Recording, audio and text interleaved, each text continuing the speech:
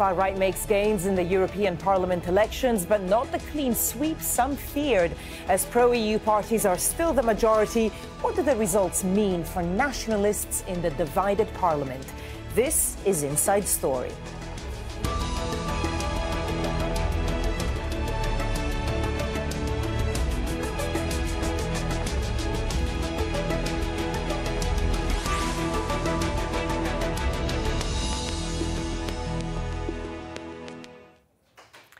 Hello and welcome to this special Inside Story from London. I'm Barbara Serra. A record number of voters across Europe have dealt a blow to traditional centrist politics, with far-right parties making significant gains in the EU Parliament elections. A surge in support for Liberal and Green parties means that pro-EU politicians will still be the majority in the 751-seat Parliament. But far-right and nationalist wins in Italy, France, Britain and Poland give eurosceptic parties control of a quarter of the seats for the first time. Though far-right gains were less than expected, they may still upset the balance of power. And the EU Parliament now finds itself more fragmented than ever before. We'll bring in our guests in just a moment. First, though, Natasha Butler has more from Paris. The face of Europe's Parliament is changing. The traditional power blocks of the centre-right and centre-left that have dominated for decades lost seats as populists, Greens and Liberals surged. For the first time in 40 years, since the first elections in 1979 of the European Parliament, the two classical parties, Socialists and Conservatives, will no longer have a majority. Nationalism and fears over immigration fuelled gains for populist parties in France, Hungary and Italy, where Matteo Salvini's far-right party won more than 30% of the vote. Not only is the League the first party in Italy, but Marine Le Pen is the first party in France. In the UK, Nigel Farage is first. So Italy, France, England. It's the sign of a Europe that is changing. Green parties in several countries celebrated their best EU election results, highlighting concern among some voters over climate change. People all across Europe want to form a peaceful Europe together. We haven't just got a great result in Germany, but as it stands, in Ireland, in the Netherlands, in Austria, all across Europe, the Greens are strong. The election results reflect a growing political trend in the EU's 28 member states. People are increasingly rejecting establishment, traditional mainstream parties and supporting alternatives and voting for causes. The centre-right European People's Party remains the largest bloc in the EU Parliament, but with no majority, it'll be forced to seek support to form a pro-EU coalition. There is no stability. There is no stable majority without the EPP. And that's why the EPP is ready for compromise, ready for talks to each other. But we have to work together. That is our main message. The European project was created after World War II to ensure that rivalries between countries would never again result in conflict. While these elections show that politically Europe is more fragmented than ever, pro-EU parties still retain a majority, suggesting that although some voters may be questioning the European Union, most still believe in it. Natasha Butler, Al Jazeera, Paris.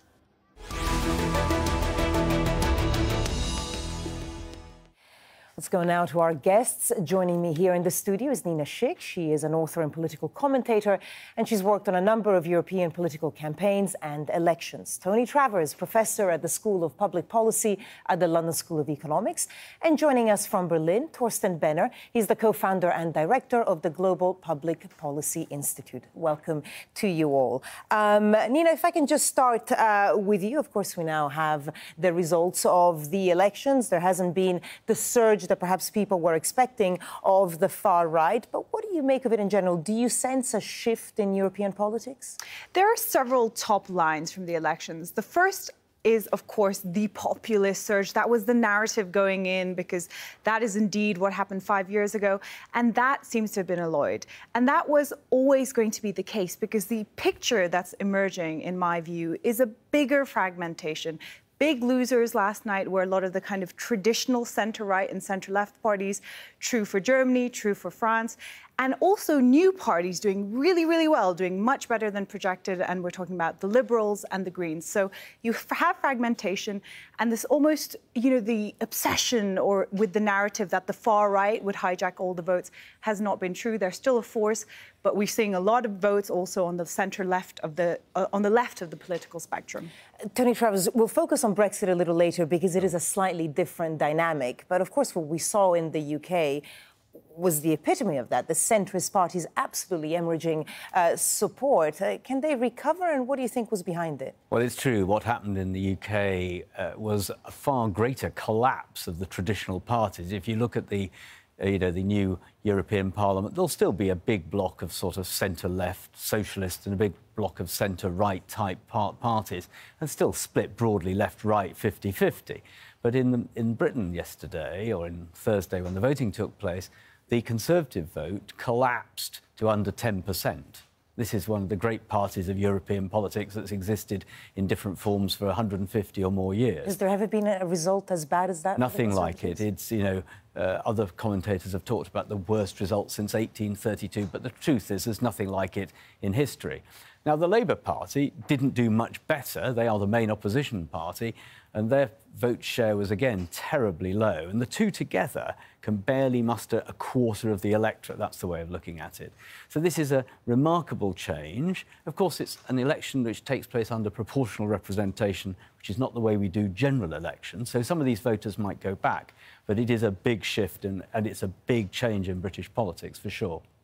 Let's focus now on German politics. We can go to Berlin and speak to Thorsten Benner, who joins us from there. Thorsten, the German results, actually, were some of the first ones to come in, or the projections anyway. And we saw there that Angela Merkel's coalition partners certainly did very badly. She sort of managed to hang in, and the AfD, the far-right party, didn't do as well as some people were predicting. What do you make of those results? Because Germany, of course, is key to the EU, the biggest country within it, 96 members in the European Parliament.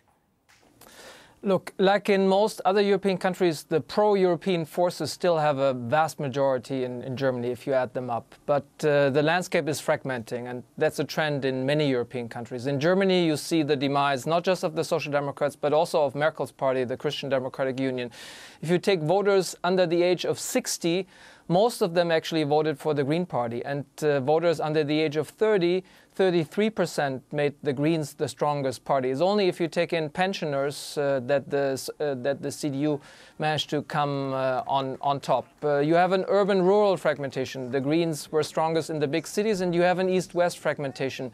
The AfD didn't do particularly well in the west, but it did extremely well in many states in the east. It came in strongest in Saxony with 25%. In another state, in Brandenburg, it became strongest party and was second strongest in all the other states. And three of these states will have local elections. So it's deeply entrenched and successful in the east. So it's a very mixed picture you see in Germany. And that's also the picture in Europe, because there's no green surge across the continent. In Italy, the Green Party has 2%, and it's a significant European country. In Portugal, Spain, in some of the Nordic countries, in the Netherlands, the Social Democrats are actually doing fairly well. So it's a very mixed and fragmented picture.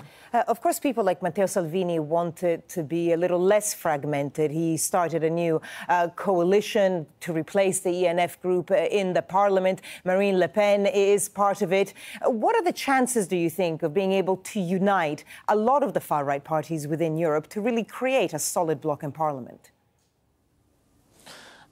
I think Salvini will certainly try to be the leader of a nationalist movement, and maybe Mr. Orban, the Prime Minister of Hungary, that has 13 seats in the parliament, is quite significant, will join him in that, and a few others. But let's not forget that, first of all, the scare of a Bannon-Salvini-led far-right bloc in the European Union actually drove many centrist voters to the polls.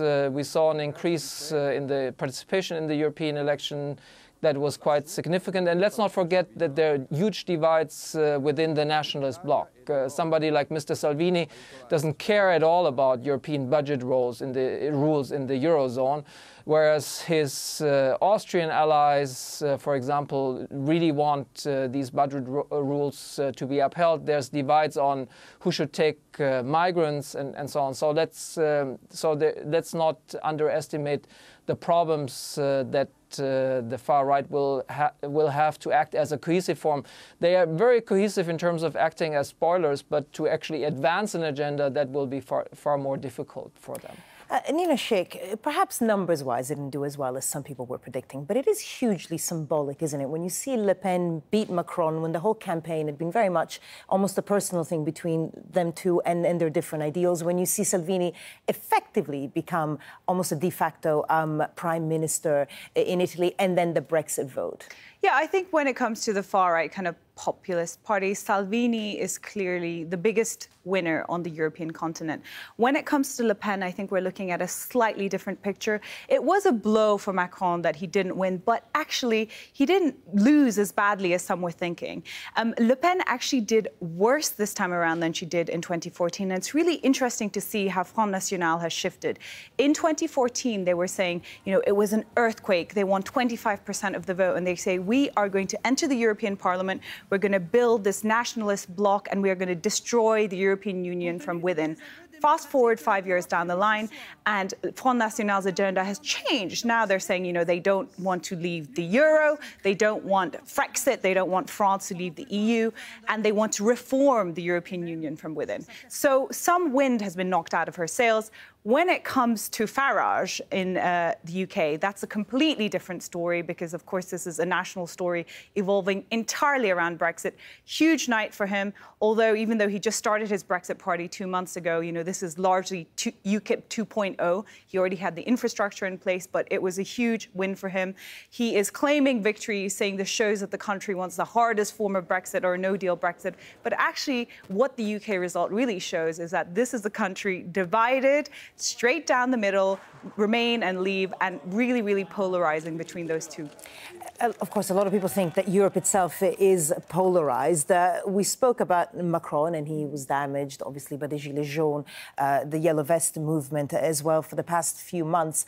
With Macron damaged, certainly under pressure, not just from Marine Le Pen, with Merkel having announced that she's stepping down, so she's still there for a while, but can't really, I suppose, continue the European project. Who steps in for them? Well, I think that it's really interesting to look at the kind of factions in the European Parliament, and the Greens, the Liberals, the centre-right grouping, the centre-left grouping. They're all broadly pro-European. So even though there are nationalist populist parties in the European Parliament, the bigger seat share is pro-European. So Macron, even though he might have suffered a defeat at home and it might make his domestic agenda more difficult, it doesn't really change too much on the European level. The questions, the big questions of Eurozone integration that Berlin and Paris are always vying over continue as before. I don't think this European election really changes that. I think that we are going to continue to see more of the same, essentially. And actually, because the Greens and Liberals have done so well, the beginning of much more detailed, sophisticated conversations on things like climate change, especially because this seems to have been a huge issue for young voters. This is going to be something that's going to come to the fore in the future. Torsten Benner in Berlin. Angela Merkel obviously damaged, or certainly her coalition damaged by these results. How is she faring within Germany and as a figurehead of Europe, do you think, with the next parliament? I mean, Angela Merkel is faring very well. She has a very high approval rate still, and the majority of voters is still not tired of her. She made a conscious decision not to have any appearances in Germany during the European election campaign because she said, like, it's for her successor as party leader, Annegret Kramp-Karrenbauer, to do the campaigning. That may have actually contributed to the fairly poor showing of the Christian Democrats. Merkel is not necessarily the most spent of all forces in German politics. At least her likely successors don't look more energetic and dynamic.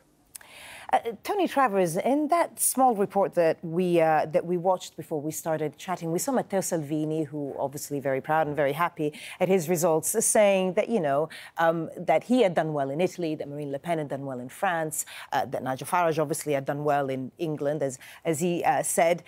And in fairness, those are three, really, of the four biggest countries in the EU. How similar or different do you think the movements are between the Brexit party and Nigel Farage in general and Marine Le Pen and Salvini and a lot of the other far-right leaders? I mean, clearly they have some things in common, that they are insurgent movements against an establishment in the country that is seen or can be portrayed as being out of touch and in need of a kicking, really, a political version of a kicking.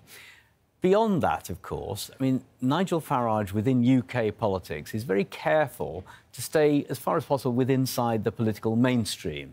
The reason that UKIP, his former party, has done very badly in these European elections and in the local elections that took place in the UK recently is that it has become to be seen to be extreme and people won't vote for it anymore. And all of those votes and more have gone to the Brexit party.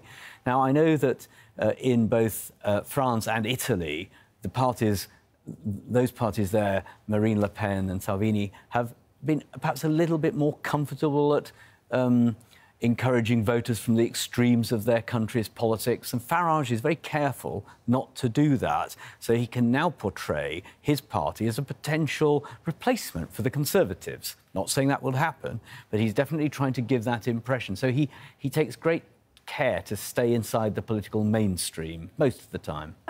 Obviously, immigration is a key issue for Salvini, Le Pen and most of the far-right parties. And even Farage himself, though, has often used it for political purposes, perhaps less since the referendum and the whole mess in the UK of not being able to leave. But he did also use that tactic, didn't he? He did, and famously in front of a poster that was used very heavily by his campaign, during the Brexit campaign back in 2016.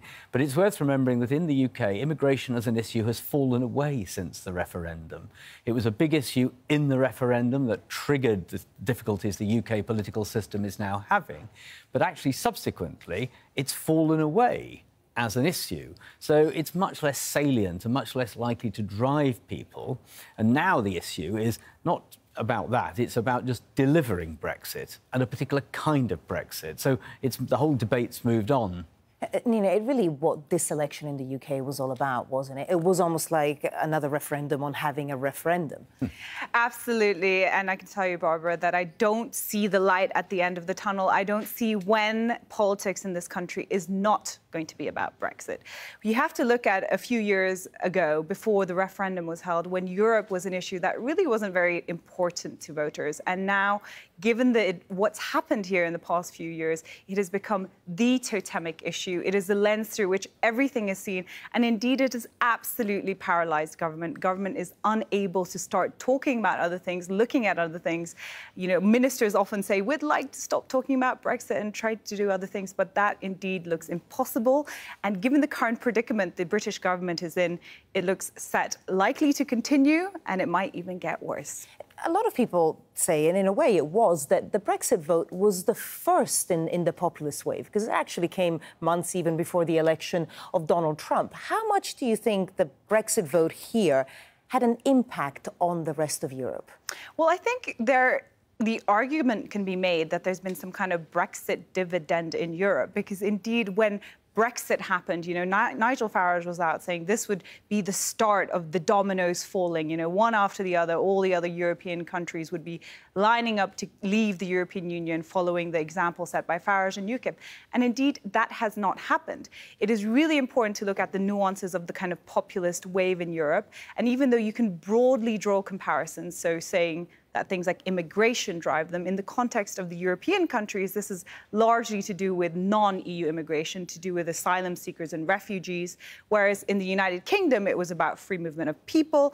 So even though Farage, I think, has said that he would, you know, lead this populist revolution, what's come to pass now is that the populists have not done as well as perhaps predicted. So there are comparisons, but I think that you have to be really careful to look at each country individually because there are big differences as well. Torsten Benner, back to you in Berlin. A lot of people will complain, even people that do vote pro-EU, will complain that the EU isn't quite working right now, that it's seen as too remote, that it's not helping some of the countries or people in the way that it should. And there's always a lot of talk of reform. That's what all the populists say. They're going to reform it from within. If you had to reform the EU, and I think I'll ask all of my guests this question, what reform do you think the EU needs to undertake? And first of all, it needs politicians at the national level that don't just take the credit for the good things that happen nationally and put all the blame to the EU level. That's the trend we've been seeing, and that has given the EU a bad name. You need national politicians that actually explain also the virtues of the EU. Then I think you need transnationalists. What we've seen in this European Parliament election is that mostly national issues still dominated the debates and shaped the outcomes.